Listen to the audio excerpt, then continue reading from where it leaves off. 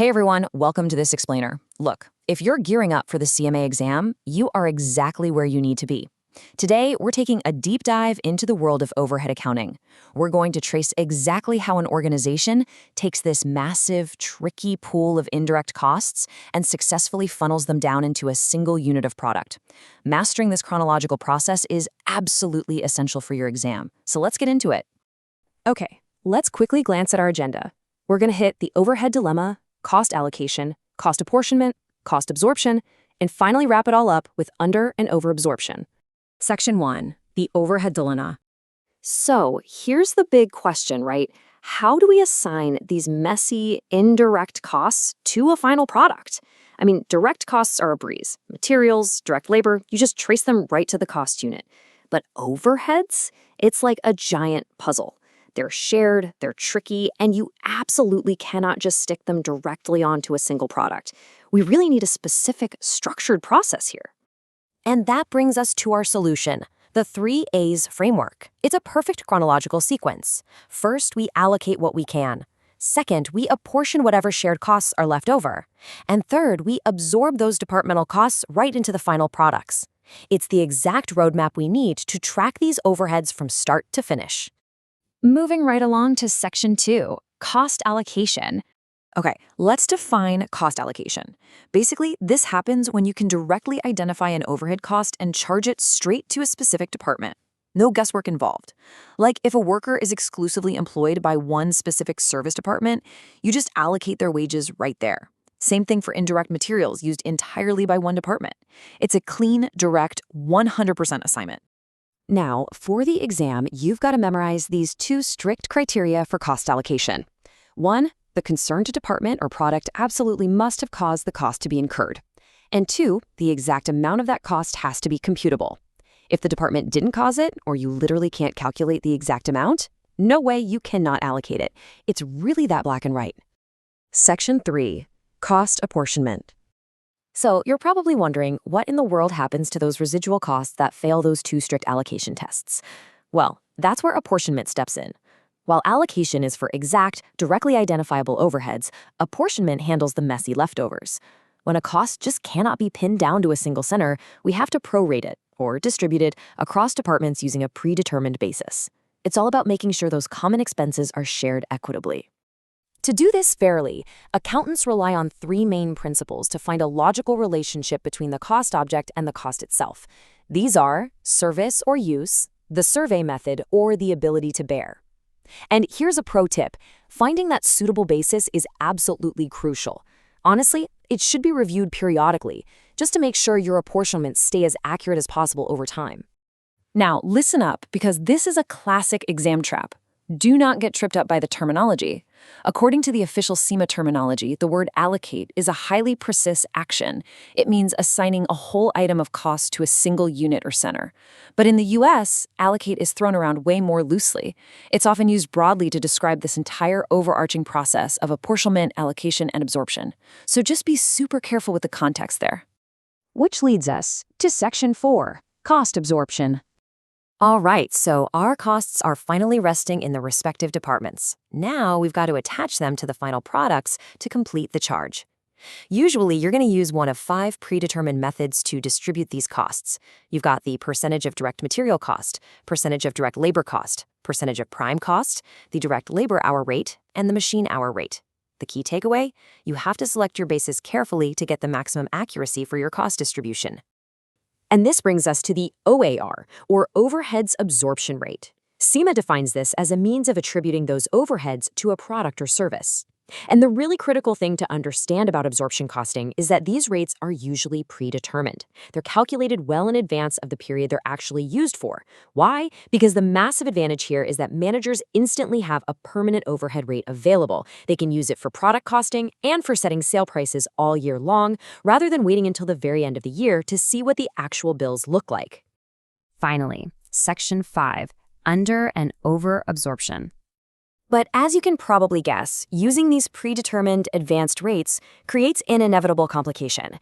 I mean, think about the mathematical reality here. What actually happens at the end of the year when our predetermined estimates don't match the actual results?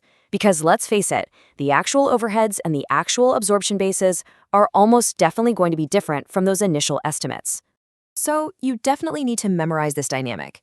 If the actual overheads incurred turn out to be higher than the overheads you absorbed into your products, well, you are underabsorbed. Basically, you just didn't charge enough.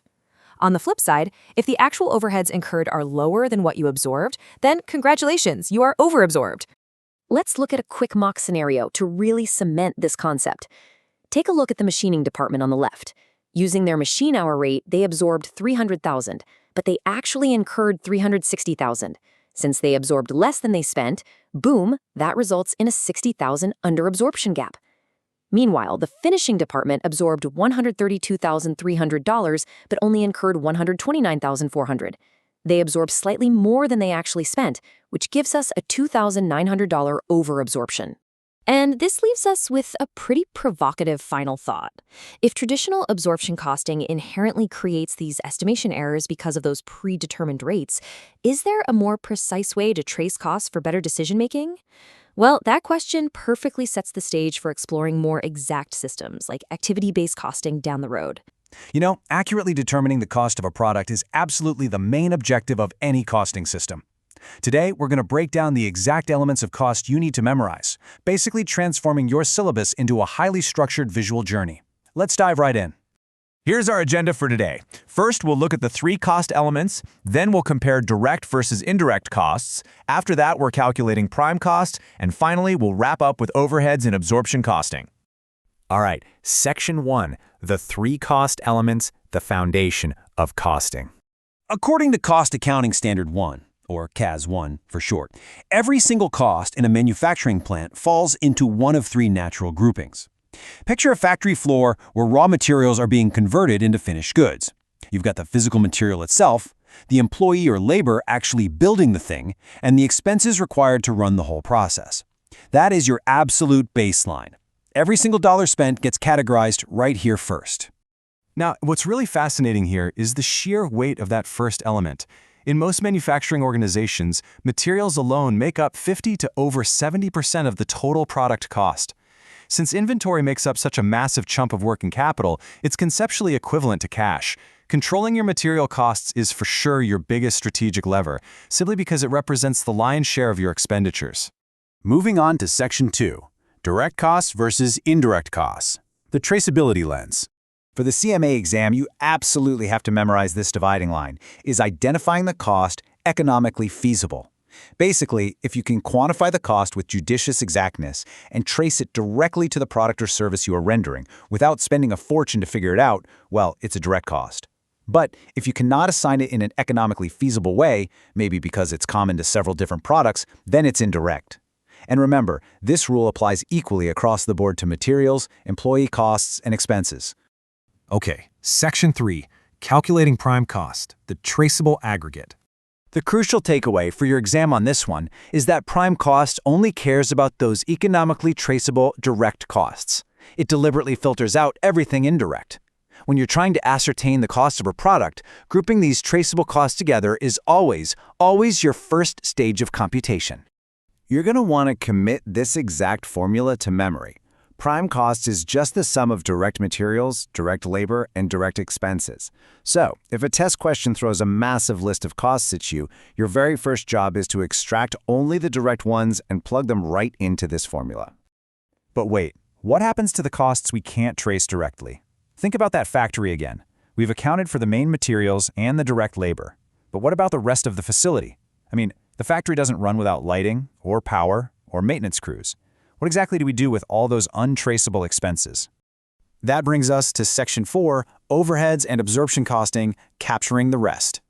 When you take all those indirect costs that failed our traceability test earlier and sum them up, you get your overheads. These are the costs that just aren't traceable to a specific cost unit. Because of that, they have to be identified, classified, allocated, apportioned to a cost center, and finally absorbed by the product based on a predetermined basis. Let's ground this in reality for a second. Factory overheads are literally the nuts and bolts, the maintenance crews fixing the machines, and the factory lighting keeping the place bright. Over on the administrative side, it's things like office stationery or the salaries of your IT and audit staff. None of this traces easily to a single unit of output, right? but they are all very real, unavoidable costs of doing business. So, to actually assign these overheads to our final product, we use something called absorption costing. This is a traditional method that absorbs those indirect costs based on a predetermined rate. It operates on a really simple principle. Costs should be charged to whatever is being costed based on the benefit received. Under this method, fixed manufacturing overheads are allocated to products and included right in your stock valuation, right alongside those direct costs. For your exam, make sure you tie these concepts together. Absorption costing, which is often called full costing, is absolutely required for external GAAP financial reporting. On top of that, it's the gold standard recommended by Accounting Standard 2 for inventory valuation, making sure that literally every cost incurred to ready that inventory is fully captured. I want to leave you with this final thought to ponder for your studies. We've just spent all this time detailing how to meticulously track variable and fixed costs internally. But remember the fundamental profit equation, right? Profit equals revenue minus cost. While your total variable and fixed costs are strictly internal management issues, your actual sales price is contingent upon external factors.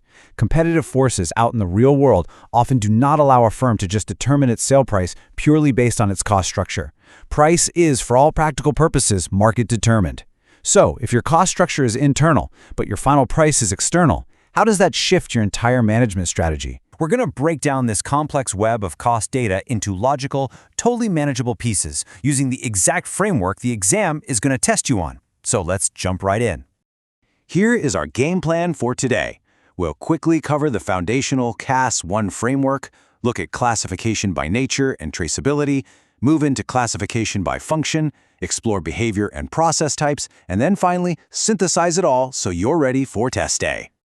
All right, starting with Section 1, the CAS-1 framework. We've got to lay the foundation before we can build the house, right? So let's look at the official definition from the Cost Accounting Standard 1 revised back in 2015. It defines classification as the arrangement of items of costs in logical groups having regard to their nature and purpose. Now you really want to lock that phrasing into your brain. Cost classification is literally just segregating a company's costs into logical categories to reveal spending patterns. Think of it like cleaning out a wildly messy garage. You can't just toss everything into one giant box. You need specific logical bins for your tools, your paint, and your sports equipment so that the decision maker has a crystal clear idea of exactly where the resources are going. The standard recommends viewing these logical groups through two primary lenses. First, we have subjective classification. This is based on what the cost inherently is, basically its physical nature. Second, we have objective classification, which is based on why the cost was incurred, or its purpose. Remember, every single cost in a manufacturing concern can be viewed from both of these angles, completely depending on what management actually needs to know at that moment. Moving right along to Section 2. Let's zoom in and unpack the first two specific classifications suggested by KAS-1, nature and traceability. When we classify by the physical nature of the expense, which is that subjective classification we just talked about, there are three primary buckets. First up is material. These are the physical inputs used for production, net of things like trade discounts and refundable taxes. Next, we have employee costs. This covers the consideration, including all those benefits, paid to staff for services rendered. And finally, expenses. Think of this as the catch-all bucket for everything else required to produce a product or render a service. We're talking utilities, job processing charges, things like that. It's a super clean, fundamental way to look at things. Okay, moving to the second pillar, traceability. Now, pay attention because the absolute crucial phrase here for your exam is economically feasible. If a cost can be assigned to a specific cost object, like a batch of products, in an economically feasible way, boom, it is a direct cost. But if it can't be directly identified, or if it's just way too complex and expensive to track down to a single unit, it gets grouped as an indirect cost. You'll often hear these referred to as overheads. Because direct costs strictly follow this economically feasible rule, they break down really neatly into our three nature categories. You've got direct materials, like the specific wood used to build a dining table. You've got direct employees, which would be the wages of the carpenter actually building it. And you have direct expenses, like maybe a specific royalty fee paid for that exact table design. Anything that doesn't fit neatly into these three boxes, well, that just spills right over into indirect materials, indirect employees, or indirect expenses. Let's shift gears and look at Section 3, classification by function. This is where we put on our operational lens. According to CAS 1, when you categorize costs by function, you have to group them into these 6 exact areas. Production costs are all about operating the actual manufacturing division. Administration involves the policy and direction of the organization. Selling connects your product to the buyer, while distribution physically gets the product into their hands. And finally, research and development costs are incurred for discovering brand new ideas and translating them into tangible, real-world improvements. And as you can see here, these functional buckets sit right alongside nature and traceability. It's a great reminder that we aren't talking about totally different pools of money. No, we are talking about classifying the exact same pool of money in different ways to build a really comprehensive reporting structure. All right, moving to section 4, we are going to tackle our final 2 pillars right now: behavior and process types. So ask yourself this. How does cost actually react to changes in activity levels? If we produce 10,000 units today instead of just 1,000, what happens to our expenses? This is a massively vital question for financial modeling, and it brings us straight to classification based on the nature of behavior. Costs generally react in 3 distinct ways. Fixed costs remain totally static, regardless of output. Think of your factory rent. The landlord doesn't care if you make 1 unit or 1 million. Variable costs, on the other hand, change directly and proportionately with volume, like your raw materials. But then we have this third category, semi-variable costs. Okay, exam pro tip time. You've got to watch out for semi-variable costs. They are dual-natured and they are a massive pitfall for candidates. They fluctuate with volume, sure, but not in direct proportion to output. A perfect example is maintenance expenditure. You need a baseline level of maintenance even at super low production, which is your fixed element. But if you ramp up production to max capacity, your machines wear out much faster, requiring extra maintenance. That is the variable element kicking in. Things like telephone rent and certain depreciation often fall into this really tricky category too. Finally, the 5th pillar classifies costs based on the nature of the production process itself. Think about it. The way a custom shipbuilder tracks costs is going to be wildly different from a massive oil refinery, right? So CAS 1 gives us 5 distinct process categories: job costing for specific customer orders, batch costing for groups of identical items, contract costing for big, long-term projects, process costing for continuous manufacturing flows, and joint costs. Within process classification, I want you to pay special attention to joint costs. By definition, these are strictly the costs of common resources used to produce multiple products simultaneously. Imagine you're refining crude oil. You inevitably get gasoline, diesel, and kerosene all from that exact same initial process. The costs you incur right up until the point where those products split apart, those are your joint costs. Wow, we have covered a lot of ground today. Let's move to section 5 and synthesize all of this for the exam. It is time to step back and look at the big picture. I want you to take a mental snapshot of these 5 pillars. Look, I know that staring at the exact same data 5 different ways sounds like an accountant's idea of a wild Friday night. But remember, these are simply different lenses that management uses to view the same financial reality. Take a single expenditure, like a factory worker's salary. By nature, it's an employee cost. By traceability, it's a direct cost. By function, it's a production cost. And by behavior, it's a variable cost. It's the same dollars, just categorized for different decisions. So why do we go through all this trouble? Because this entire bifurcation process exists to allow teams to efficiently use their data. Without these process categories, proper cost accounting, accurate pricing, and robust financial modeling are literally impossible. Management relies heavily on this exact structure to decide which costs are controllable, which are absolutely essential, and which ones are just eating into the profit margins. So, I'm going to leave you with a question to keep that active recall going. If management needs to aggressively cut expenses for the next quarter without impacting product quality, which of the 5 CAS 1 classification lenses should they prioritize looking through, and why?